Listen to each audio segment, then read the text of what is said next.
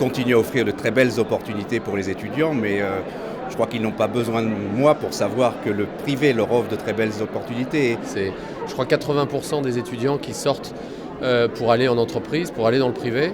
Et j'ai eu la chance de participer à un certain nombre de réflexions autour de la création de cette école. Et je crois que là, on a quelque chose avec un positionnement très original, une exigence très élevée. Et je vais essayer de soutenir cette démarche du mieux possible. Il y a énormément de talent à Sciences Po et on est très heureux de voir Sciences Po à la fois s'internationaliser et se tourner beaucoup vers le privé. Donc c'est un vrai succès de l'école en ce moment.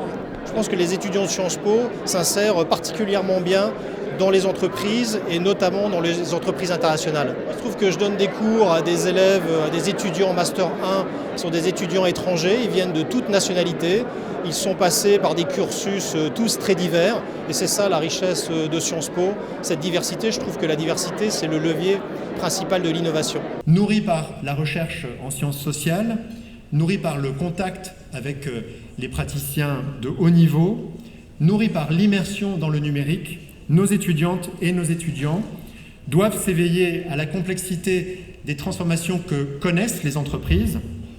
Ils doivent oser, créer, imaginer, inventer les uns avec les autres en mode collaboratif. Ils doivent apprendre à embrasser du regard tout à la fois les intérêts privés de la structure pour laquelle ils travailleront demain et l'intérêt général qui, nous le savons, doit être l'horizon de tous les acteurs de l'économie. Je suis très attachée à Sciences Po aussi aujourd'hui parce que je crois qu'il y a très peu d'écoles, il y a très peu de grandes écoles qui ont ces valeurs de l'engagement, de la diversité, de l'ouverture d'esprit. Donc ça fait très longtemps qu'il y a de nombreux Sciences Po qui travaillent dans le privé. Les orienter vers l'économie numérique, vers l'innovation, vers le vaste monde qui est aujourd'hui dans ce qu'on appelle la mondialisation, la globalisation. Je pense que c'est une excellente démarche et je la soutiens. Depuis des décennies, Sciences Po nourrit ses étudiants de connaissances, d'expertise, de savoir-faire, bien sûr. Mais la clé de voûte de ces enseignements, ce qui vient les faire tenir ensemble et ajouter à leur richesse, c'est un état d'esprit. Un état d'esprit qui consiste à se penser responsable de la société que l'on habite et qui commande d'agir en conséquence. Un état d'esprit qui refuse le cynisme, le fatalisme, le conservatisme. Aujourd'hui, c'est cet état d'esprit qui structure l'école que nous venons de créer.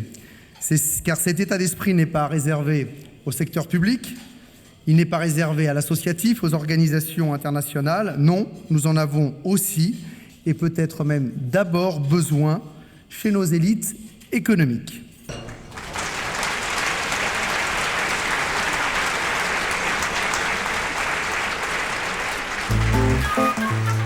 Sciences Po.